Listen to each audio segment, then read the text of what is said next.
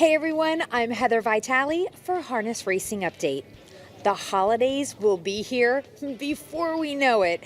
And although most people wouldn't consider Harrisburg a major destination for shopping, here in the harness racing world, it most certainly is. It's the week of the Standardbred Horse Sales Company auction at the Pennsylvania Farm Show Complex.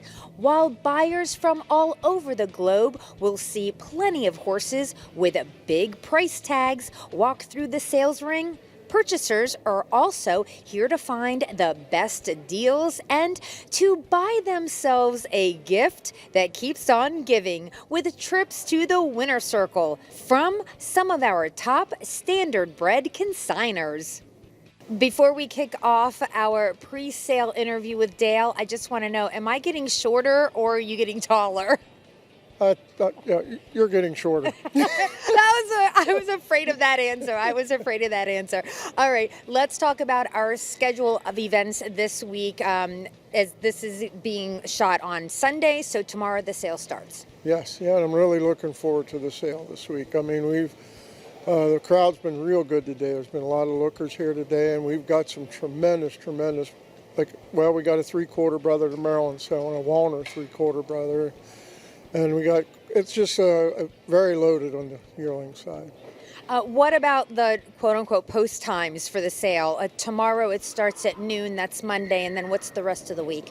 Tuesday and Wednesday is 10, and Thursday and Friday are 11. It's as we did last year. It worked out real well, and the numbers work out well that way. Tuesday's going to be a bit of a marathon, but we had a lot of good horses that could have on Wednesday that could have sold Tuesday, so it's hard to divide. That's one of the toughest parts of it. You don't want to upset people, but you also got to be realistic about some things. I mean, I probably could have sold for 15 hours on Tuesday if I wanted to, but we like to have some good horses on Wednesday too. So there's a lot of good horses all 3 days, but really looking forward to it. Now, I'm here just doing some window shopping, okay? But for those who are ready to spend some cash, Harrisburg is always a really great opportunity because it's toward the end of the year and it's the last big sale. So if someone hasn't gotten a horse yet, this is the place to be. Right, and that's what helps, even the horses that sell Thursday morning that maybe didn't make either select sale.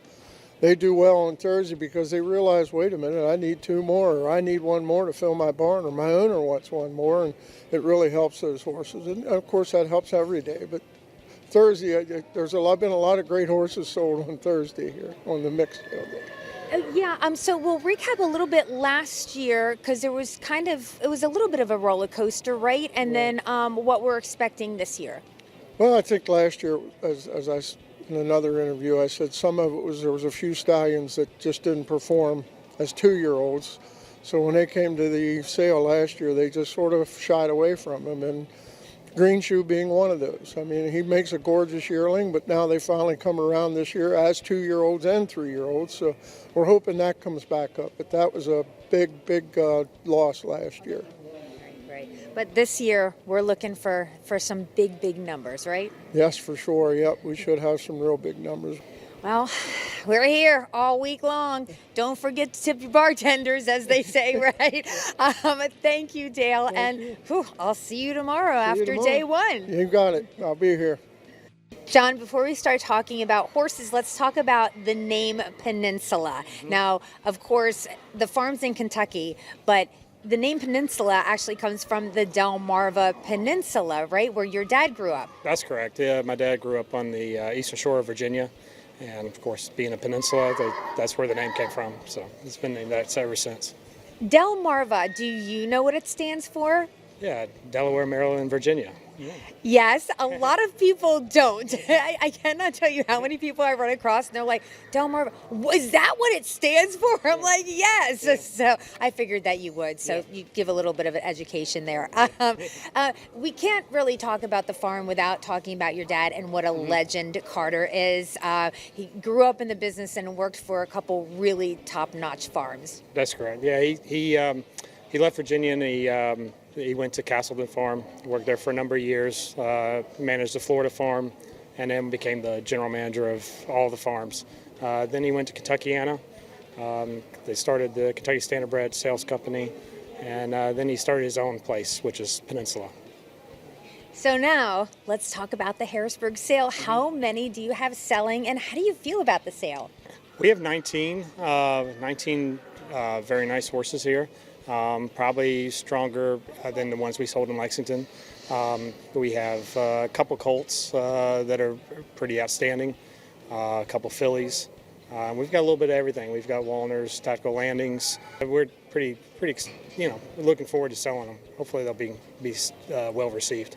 Is there one in particular that you really love that you want to talk about? Our headliner is probably a horse called the Old Man. He's a Walner out of the Ice Duchess, and he's pretty special. It's very rare to have a horse buy the right horse out of a good mare and look the part. It's very hard to do, and he has all those qualities. So looking forward to seeing what he brings. Do you only sell trotters ever? No, we sold a few pacers in Lexington, but we don't. We mostly concentrate on trotters. We don't own any more pacing mares ourselves, and most of our clients mostly have trotters. So we used to sell a lot of pacers, but now we just kind of more focused on trotters. All right, now getting over to another subject that's extremely exciting.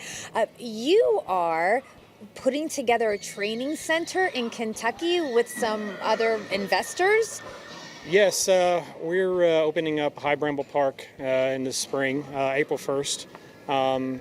We hope to have 350 stalls available by April 1st of next year, 3 tracks, 5/8 mile track, a 7/8 mile strip, and a jog track. And we've broke ground. We've got most of the track put in now as far as the outline of it. We're going to be adding material and hopefully have that done by Thanksgiving, between Thanksgiving and Christmas. And start building barns, and we should hopefully be able to have a horse on there come April 1st. And this is a whole other thing from Peninsula Farm. This is something you're doing yourself. What do you just wake up in the middle of the night and think, there's a renaissance in Kentucky, let's do something big? Yeah. Well, actually, a partner of mine, Alex Riddle, whose father was Tom Riddle, Dr. Riddle from Rood and Riddle. We worked together for a number of years, and he just had this idea one day. He called me up. He says, "What about a racetrack?" And I kind of thought, well, yeah, sure. And then we kind of settled on a training center, and yeah, here we are. It's been a 4-year project, so I'm pretty excited about how fast it's come along, and it'll be April before you know it. So we've got a lot of work to do. I also just wanted to mention that we're going to be standing a stud in Kentucky next year at Peninsula. His name is Rattle My Cage, and we're looking forward to hopefully he gets some bookings and see how he does. So we're pretty excited about him as well. All kinds of things happening in John Duer's world, I'll tell you. We're just living in it. We're just living in it. Thank you, John. All right, thanks, Heather. Appreciate it. Tammy, you and your husband, Rob, have a wonderful family-run business. So tell us about that. Where are you located, and who are the other family members helping you out? We're located in Ember, Ontario, which is about an hour west of Mohawk, the mecca of the Canadian horse racing world. We have a daughter that is taking over our business from us. She's the hands-on, she's the brains, she's the face. She does everything for us. We're down on the bottom rung now. We're the slave people that do all the bookwork and answer the phones. And she made you do this interview too. She was the boss and said, "Mom, you're doing it." 100% yes. This is her thrill. Like this, when she comes here, she just blossoms. But interviews and being the center of attention is not her forte. Okay, all right. Well, you're on, baby. You're on center stage right now. So let's talk about a Harrisburg Sale story for the ages, right? We're going to talk about Fresh Breeze. Now, Fresh Breeze is part of your broodmare band, but she was a horse that you bought at Harrisburg. Tell us the story from there, because it's just a good one. It really is a good one, because a lot of people think we stole Fresh Breeze. And she was on our list to buy in the broodmare section, but we really wanted a horse that was selling on the Friday. We knew we were going to have to pay a lot of money on Friday for this 2-year-old pacing filly. Jenna was walking through the preferred consignment, and as you know, or most people know, they line up all the horses prior to going to the ring. About 10 minutes before, or 10 horses before, Jenna went walking by and she called my husband and I. She says, I found our horse. We are buying her. So we run to the back walking ring. As she's going through the walking ring, we started bid and we put the last bid in at $21,000 and she became ours. So for those out there who don't know, Fresh Breeze is the dam of Twinbee Joe Fresh, who is probably going to be the United States Horse of the Year for 2024. So, okay, you've got the first foal, and that is Twinbee Joe Fresh. That's the first baby born out of Fresh Breeze. So what happens after that? Because I think Twinbee Joe Fresh sold for $65,000, right? Yeah, they didn't go for $65,000 year after year, right? So what were the prices after that? Okay, so going back a bit, when we bought Joe Fresh, we bought her for the family because it is such a substantial family. And we figured being in full to roll with Joe, who wasn't as fashionable, kind of a little passe at the time, we would probably take a hit on selling that yearling. Little did we know she would look like $1 million on the floor. Like, she was spectacular on the floor. And luckily Chris Ryder loved her, as well as the underbidder, who we love too. So Joe Fresh sold for $65,000. We come back the next year with a Better's Delight filly, Twinbee Roulette, who sold for $110,000 to Tony Alanya. We were thrilled. We were just over the moon. We come the next year, we have a Better's Delight colt, and we named him Twinbee Euchre. Last year we sold him for $500,000. It was beyond any of our expectations. We're very much realists for what we do because we know the goods and the bad. We thought, if he was a 250 colt, like, that was really exciting. But 500, our minds never went to the $500,000. That was November 2023. December 4th, 2023, the Perfect Sting yearling sister broke a P1 and a P2, and we had to put screws in her pastern. So we went from the highest high to the lowest low in like 30 days. And that would have been the one selling in this sale, is that correct? Okay, and she's not in it then. That's correct. We tell everybody, like, if you want to know anything, we just tell everybody everything. We're very honest, and we disclose it. And as soon as we start announcing that she's had this happen, people get a little leery, and it would hurt her in the sales ring for sure. And Joe Fresh's mom owes us so much, and Joe Fresh for putting us on the map. We can be the makers of her destiny instead of somebody else. So we are going to keep her, and we'll decide in the next month or so what we're going to do with her. If somebody wants to buy her, she's for sale, but we might train her and sell her down the road. We don't know. It's an open book. And she's in full to Confederate? She absolutely is in full to Confederate. Yes, that's right. Yeah. And when we sold the colt last year for $500,000, we went and bought Sylvia Hanover's down by the Seaside Sister because Sylvia and Joe Fresh battled it out for 2 years.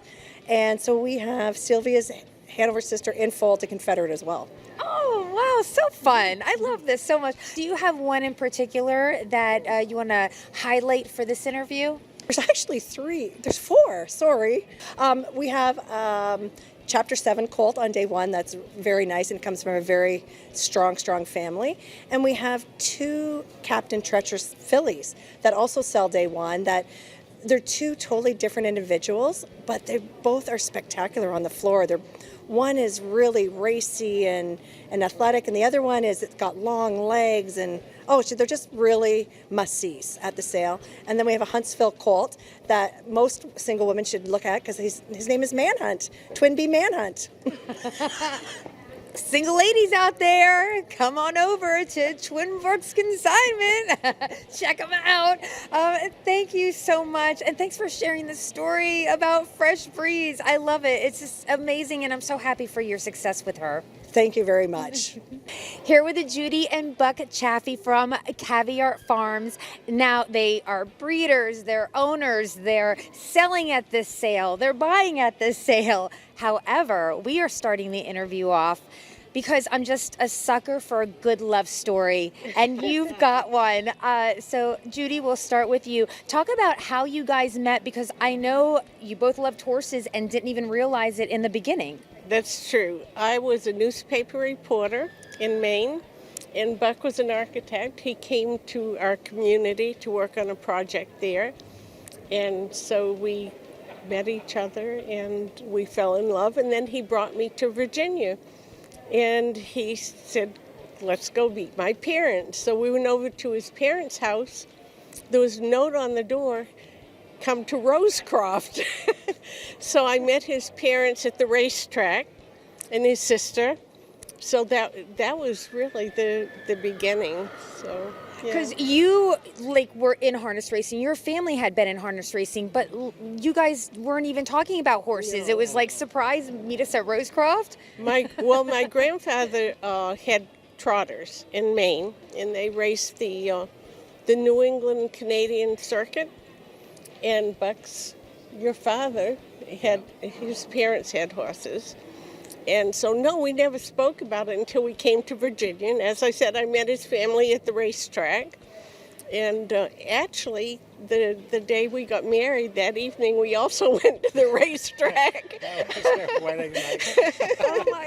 So, I mean, yeah, about every facet of our lives, I think, involves the racetrack somehow. So we're here at Harrisburg, and actually your love story, a big part of it has to do with Harrisburg here at the sale. So Buck, tell us about that first horse that you guys bought. Yeah, so we decided that we would go to the horse sale. We'd never been to one before. It was our first sale. And we're sitting in the stands in the side there, and we're looking at the horses go through, and they're all way more expensive than we could afford. And we only came to look. We came to look. And so we were looking, and I finally said to Judy, would you prefer a horse or a house? And she said, a horse. So we ended up spending $4,000 on a horse, and that horse was Good Tal. She was an Ohio bred. The gentleman sitting behind us said, you should contact Joe Adamski in Ohio. He's a good trainer. And we did, and we ended up going to Ohio and racing in the mostly the fair circuit, but she ended up making $50,000 or $60,000. So it was a very good purchase for us, and that got us in, and we carried on from there. So it was a little bitty toe in the water, but we did it. She won the Home Talent Colt Stakes Championship, and we were thrilled. Absolutely. They invited us to come for the award ceremony. We couldn't make it, but to us that was like, winning the Triple Crown or something. It was such a big deal. And she actually also won the Dottie Brill Memorial Retirement Race. Now, Dottie Brill, I have no idea who Dottie was, but she was retiring, and at the track they had a little bitty trophy. That was our very first trophy. So we always remember the Dottie Brill Retirement Race. It was great. So now it escalates to you guys buying a farm. So tell me about Caviart and when you bought it and how you came up with the name. Well, we bought it in 2007, and my son Terry, who's manager of the farm, the two of us came to Kentucky, and we just looked at everything that was available, and we picked out the farm. Went back and told Buck, and he said, okay, we'll buy it. We wrote the contract. He hadn't seen the farm yet. No, not at all. You see Caviart, the name, all over the place. But one horse that you guys own that doesn't have Caviart in it, but you own a lot of horses, is Sig Sauer. And he just won the Breeders' Crown. And so congratulations on that. But one of the things was, I'm on Facebook the next day, okay? I'm at the Breeders' Crown. At the Meadowlands, I see them. The next morning, I'm looking at Facebook, and there is Shenandoah Downs with a horse that they own that won in Virginia. I was like, have horse will travel, I guess. I had to sleep for 12 hours. They're on the road. You guys go everywhere. We got up early. We had homebreds at Shenandoah Downs, so we really wanted to watch them race. And a couple of them won the stakes races there, the Breeders' Final, so we were thrilled. But yeah, I mean, we like racing at both levels. The Breeders' Crown is wonderful, the Meadowlands is wonderful, Grand Circuit's wonderful, but it's also a lot of fun to go to Shenandoah Downs, and it's, I guess, more like fair racing, and it's just a lot of fun. Sometimes they'll have like a band there playing, and it's Actually, the grandstand is filled with people. We went there 2 years ago, and there was nowhere to sit. We had to wait for someone to stand and leave for us to have a place to sit down. So it's a lot of fun. I think Yeah. you've been there. Yeah. So 2 kinds of racing, but both kinds are entirely fun. Yeah. All around a fun sport, whether it's Meadowlands or Shenandoah. And thank you guys for being part of our sport. I really appreciate you being on the show, too. Well, thank you Thank very you. much. Thank We you. appreciate it. Thank you. Tom, let's talk about Bettor's Delight. I know I love talking about him. He is 26 years old. He is now retired. And so what's the news here, though? Because I read a lot of different stories. First, I heard he was going to go to New Zealand. Then he wasn't. So what's going on? Yeah, he finally started to show some signs of his age last year. And both us and our partners in New Zealand felt he obviously owed no one anything. The shareholders in him made something like 300 times their money. So we decided to send him to Australia. Then the health issue got a little worse here, and we weren't sure we could get him sent there in time with good conscience. But in fact, he's such a tough animal that it's hard to read him because he has such a strong constitution that we were afraid he was hurting more than he was. So we did a lot of tests, and we deemed him capable of going back to New Zealand. So he is in New Zealand now. And they say he's in very good flesh. We've built a very strong relationship with Woodland Stud and Andrew. And so he's there. He's happy. He's actually breeding mares. And with his normal vigor. And so they think he's going to be able to breed down there for a couple more seasons. Just like Art Major, who was getting very tired of the trip, has had really the 2 or 3 best crops of his life down under since we left him there. So I feel very good. I think you would agree you'd rather retire in New Zealand than in Walkill or Ontario. And he deserved that. So he's there. They love him to bits. He's breeding mares on a regular schedule at 26 years old. And in fact, we have a bunch of frozen semen here, so we're going to be able to make that available to shareholders next year because he's still alive, so the USTA rule is fine. He obviously won't be eligible in either Ontario or New York, but you could breed a mare and raise it in Kentucky and be Kentucky eligible. So he's still kicking. Wow, that is spectacular. I mean, we're talking the champion of sires, the world's best stallion. I mean, Bettor's Delight just does not stop. That's amazing. So I'm sitting here, I can't believe that because I thought he was retired, done, no more after this year, and he just keeps going. It's amazing. He's just broken every rule, and we've just sort of followed his lead. It's a lot more luck than brilliance, but we did make a major investment in him and owned almost 50% of him for all of his life. And he really rebuilt Blue Chip. We say his grandfather, Most Happy, built the farm, and he rebuilt the farm. No, that's great. All right, so of course, lots of yearlings here for Blue Chip. Can you possibly pick one out that we can showcase? Sure. I like to give the less obvious ones, the obvious ones everyone knows about. Way into the third day, hip number 817 is the first foal from Destiny Blue Chip, who I think was the prettiest yearling we ever sold. So we stayed involved with her for a quarter and then wound up buying people out. And she has a first foal this year, a green shoe colt. And I personally think the tide is turning on green shoe. So, the hard part with breeding these mares is you're thinking 3 years ahead of time, and we're kind of lucky this foal wasn't last year because it would have been a green shoe too. But I think she'll sell better this year. She's beautiful like her mother. I think her mother was very unlucky and got a weird injury at 2 and still wanted to be a good horse. And this one just has all the parts, and we're very excited about her. So I did a little bit of stalking of Blue Chip Farms, okay, and went on your website to look around. That video that pops up on the homepage is so beautiful. It's for New York Sire Steaks. It's so great the way that they put that together. One of the things that I loved is how you guys are a real team there, like a family at Blue Chip Farms. Second, third generations have been working there?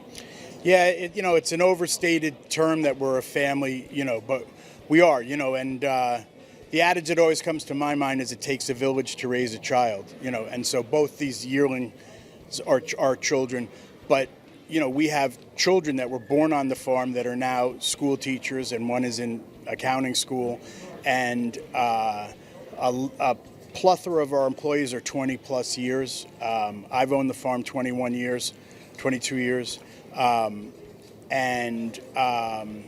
Coming from the investment world where you're investing, but you don't touch and feel everything, to being at Blue Chip, that's been the most rewarding part by far for me is and it takes 20 years to weed out some bad apples and refine it, but we're very fortunate that we have 15 houses on the farm, or we couldn't do this.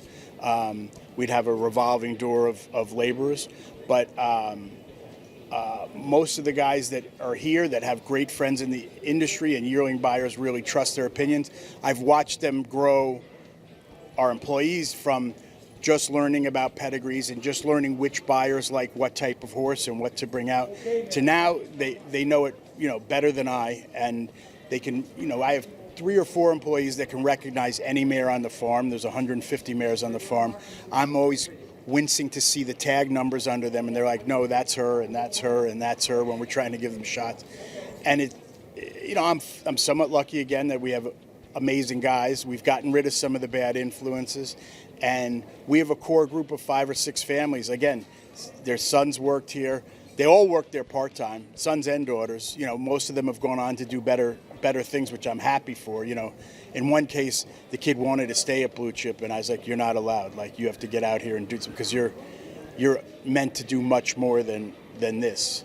And it's so, and it's very rewarding. They're largely an immigrant population.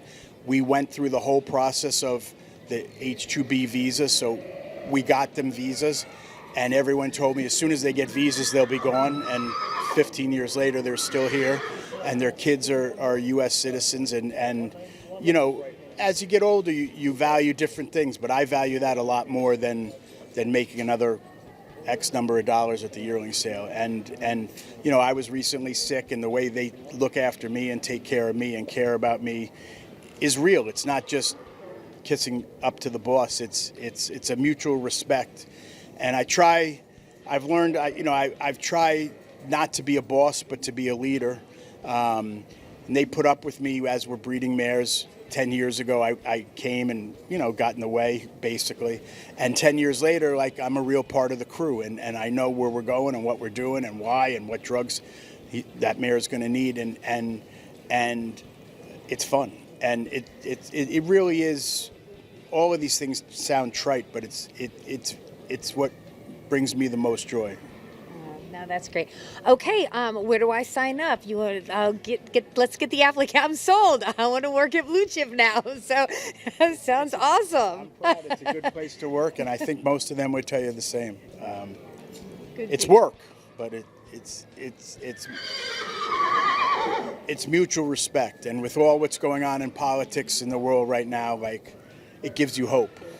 Yeah. No. Thank you, Tom. Yeah. Great interview. I appreciate it. Thank you. You're very welcome.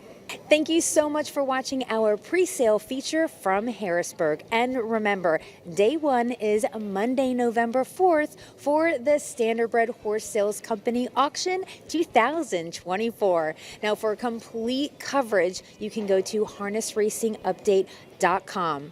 Thanks again for watching, and we'll see you tomorrow.